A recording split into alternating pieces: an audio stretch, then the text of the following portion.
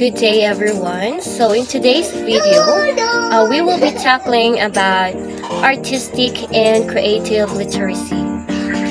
So teaching in the 21st century learners is a challenge for educators. And as an educator, we need to create classrooms that will maximize the learning of the students and will accommodate a diverse range of skills, capabilities, and interests. So incorporating this arts literacy and creative literacy will not just actively engage our students in the teaching and learning process, but also to enhance their creativity and imagination as well. And also with creative literacy, they will be able to express their feelings and thoughts in a creative manner and in a meaningful way. So the prime function of arts and creative literacy is to introduce students into the world of arts. So a world wherein students will be able to learn about not just simply doing an artwork, but also they'll be able to learn in some other aspects, such as like in dance, drama, media, music, visual arts, and design. So with their experiences in all of these aspects, then they will be able to develop their own artistic and creative abilities. Okay, so before we go through with the discussion, let us have first a trivia. So in a recent survey, 85% of people agree that creative thinking is critical for problem solving in the career. And with the challenges the world is facing today in our global economy, in our environment, and in social issues, the need for creative ideas has never been greater. So with the pandemic that we are facing today, we need to be creative thinker, and we have to come up with creative ideas for us to survive and get through with this pandemic. Okay, so moving on, let us define what is creativity. So according to dictionary, creativity is the use of imagination or original ideas to create something. So basically, creativity is has something to do with using our mind and our thinking skills to come up with or to create our own ideas and to come up with a new, unique, original, surprising idea from an already existing thing. So like for example, in a scenario in our class scenario, so in arts subject, like for example, teachers will give an art activity about the topic, and she will be an activity that she will be discussing. So that's the time that the students will use his or her creativity out of the topic that the teacher will discuss. So with creativity is to come up with new idea. So things that can be achieved from new idea are a product. So when we say a product, it is a thing that is the result of an action or a process. So that is a product. And then we have a theory. So when we say theory, it is a system of ideas that is to explain something. Like for example, Darwin's theory of natural selection, or Darwin's theory of evolution, or Einstein's theory of relativity. So that's an example of a theory. And then a solution to a problem. So when we say solution, then that is finding an answer to a problem. And then concept on basis of which an art piece is creative. Good morning, everyone. Today I will be discussing the difference between artistic ability and creative ability. What do you mean by artistic ability? So, artistic ability is the cultivation of the skills and talent honed towards creating fine works of art. So, example of artistic ability are painting, drawing, sculpting, musical composition, and many more. Artistic ability can be both born and taught, which implies that you are born with talent that needs to be developed. To do so, you must be taught specific techniques, and more importantly, you must have the abilities. So, as a musical composer, they have the talent to compose a music, but in order to compose a music, there are ways and patterns, techniques that to be learned. So, before you compose a song, you have to learn first the techniques, the patterns, and the ways that are to be followed. So, on the other hand, creative ability is the ability to think about a task or a problem in a new, different way, or the ability to use the imagination to generate new ideas. Some examples of creative ability are the following: visual reading, out-of-the-box thinking, copywriting, artistic creativity, problem solving, analytical mind. So, creative ability, on the other hand, is the ability to create things with your intellect and your own abilities. Let's say your teacher tells you to pass all your activities and place them in a portfolio. You will not just pass as plain and simple, right? But you will use your imagination to make your portfolio beautiful so that it seems presentable and creative. So, you will hear, I cannot draw, I am not creative, when in reality, being unable to draw or to draw artistically is tightly related to artistic ability or lack of, and not creativity. So, remember that a creative artist is probably a better artist, but you don't have to be an artist to be creative. There cannot be an art without creativity, but creativity can exist without art. And that's all for my report, and here's Ma'am Acosta to discuss to you the difference between being creative and being artistic. Now, I will be discussing about what is the difference between being creative and being artistic. Being creative means taking risks and ignoring doubt and fears, mapping out 1,000 different roads to reach one destination, searching for inspiration even in the most mundane places or dull places. It means you're asking stupid questions. Being creative means you know how to find the similarities and differences between two completely random ideas. Being creative means you're thinking, while being artistic had the ability includes skills and talent to create works of art, like, for example, paintings, drawing, sculpture, musical composition, and etc. Another meaning of being artistic is defined as someone who possesses creative qualities that enable themselves at producing creative works.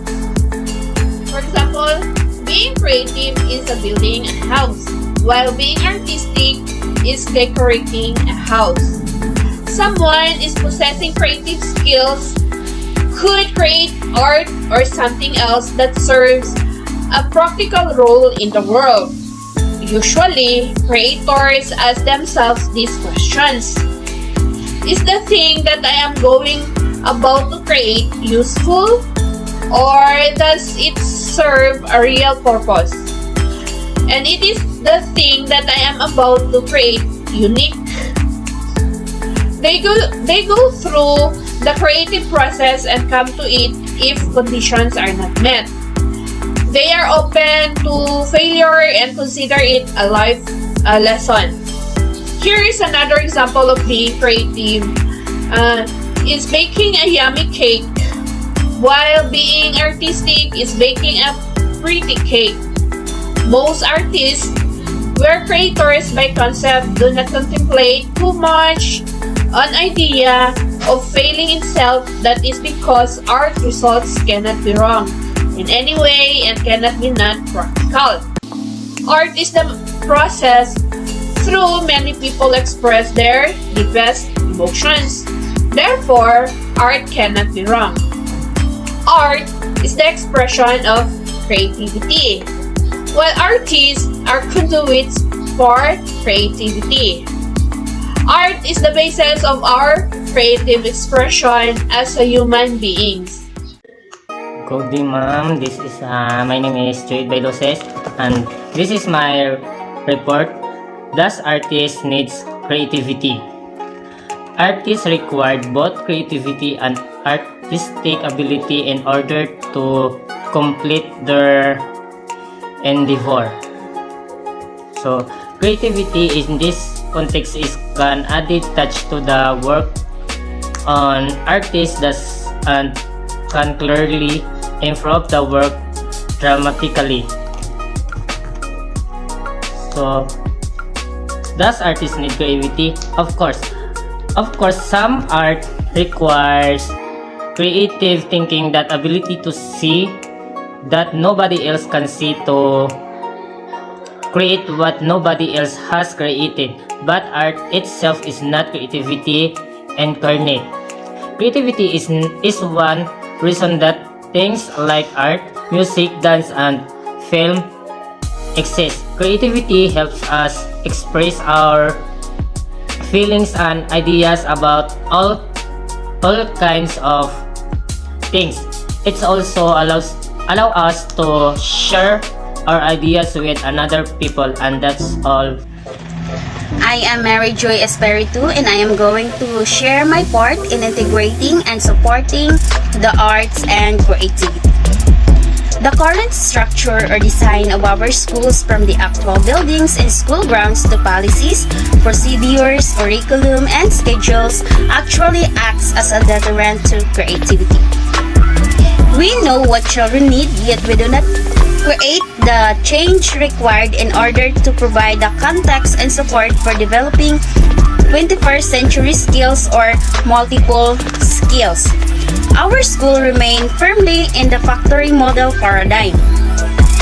Then what can we do to provide children with what they need as we also continue to push for real change? First is the physical environment. Design a physical environment to support creativity. What other places inside and outside can you create or identify at home or at school where children can go to their dream, reflect the sign, and train? Second is the emotional environment. Take time to create and maintain a climate of respect and carrying out the support making mistakes. The man who makes no mistakes makes nothing. So no one is perfect, right?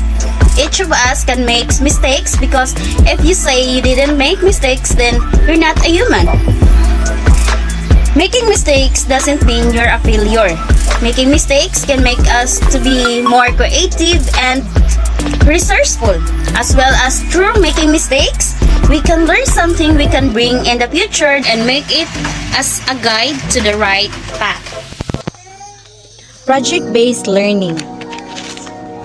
Project-based learning compared with traditional teaching methods does increase student engagement, deeper knowledge, and knowledge retention.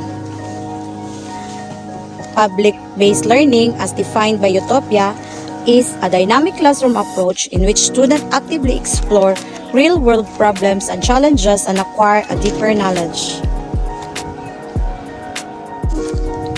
For the answer, we turn the Bach Institute for Education, or BIA, a non-profit organization helping teachers prepare students for successful lives by showing them how to use project-based learning. The BIA website describes the three essential components of what it calls gold standards. Public-based learning first, student learning goals, that includes knowledge of content, standard, and ability to apply that knowledge to the real world using 21st century skills. What we really talking about is the transformation of the traditional classroom. The teacher changes roles from the often quoted sage on the stage guide on the sides, but this change isn't always easy. According to Buck Institute, one of the biggest hurdles for many teachers is the need to give up some degree of control over the classroom and trust their students. Another challenge with public-based learning is the time it takes to complete projects. Despite these issues, there are so many benefits to project-based learning that had been researched and documented. Increased student engagement, deeper knowledge retention, develop 21st century workforce skills, real-world application. Let's look in that evidence. In 2011 study, researchers determined that PBL successful exposed students to important workforce skills such as teamwork, managing confliction, decision-making, and communication skills. In 2013, a study was conducted on the effect of PBL on the success of 6th grades in science class, and researchers found that group significantly outperformed the other students who learned with traditional teaching method. In the article, The Cognitive Science Behind Common Core, the authors discuss close relationship between public-based learning and the Common Core emphasis on deeper understanding, higher order thinking skills, and real-world application. The author says those benefits of public-based learning are well documented, and that it may also be an effective instructional tool to narrow the achievement gap for low-performing students. To sum up it, project-based learning, or PBL, has enormous potential to better prepare students for the workforce they will be entering someday, while helping them to remember and enjoy learning a lot more along the way. Thank you, and this is my report for the public-based learning. Teaching and creative thinking skills. Creative thinking is what you do when you are being creative, and creativity is the outcome of this. While educators in many parts of the world grapple with what creativity means in practice, discussion about creative pedagogy usually include the elements of creative teaching. So, teaching for creativity and creative learning, where we work to explore their understanding of creativity and creative learning in the arts. Good day, Ma'am. I am Rojan Meiti Andaliasa, and my topic is about alternative assessment and scheduling. Alternative assessment is a method of evaluation that measures a student's level of proficiency in a subject as opposed to the student's level of knowledge. Instead of worksheet or an assignment in which every student creates a poster about the same thing, provide plenty of leeway for students to create products in a medium of their choice.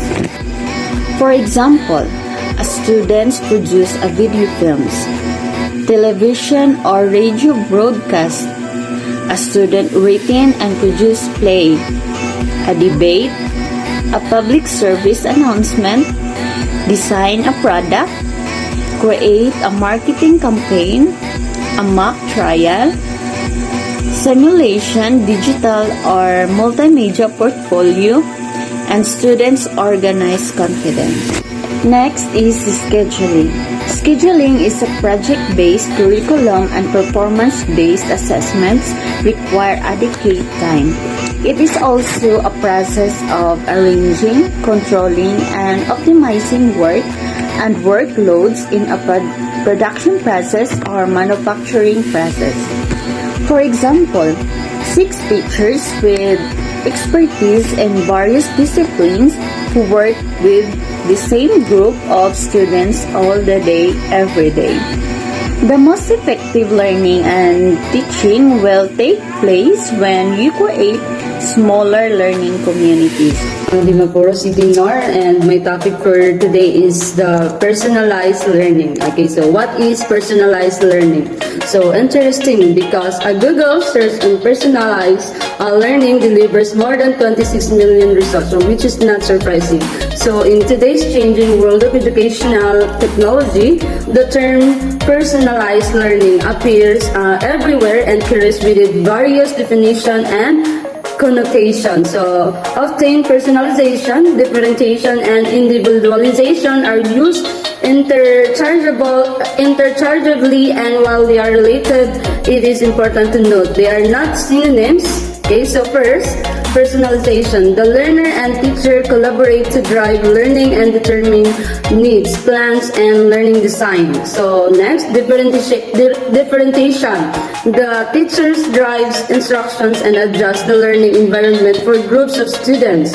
Individualization. The teachers drive and accommodates learning needs for an individual learner. So it's like personalized learning is similar to differentiation and individualization in that each affect learning experience via content, what is being learned or processed, or how the students learn the materials and output, the way students demonstrate learning growth. My next report is all about the incorporate the arts. So incorporate the arts is why should you incorporate the arts into your curriculum? So the arts are a fantastic vehicle for housing any subject from literature to science. So they provide an opportunity for learners to express or engage in what they know in a multi-sensory way. So they fully engage multiple parts of the brain at one time and can also facilitate learning for a variety of intelligence. Art is a therapy or mediums have been used in special education for years and are so versatile that they needn't be isolated from everyday curriculum but fully incorporated. Okay, so this article is intended to provide practical tips for teaching through the arts, not with them or near them, but through them where core subject content and the arts work together. Okay, so let's visual arts. So visual arts encourage creative problem solving. So utilize mathematical concepts like shape, size, and perspective, engage observation skills, and incorporate sensory rich thinking.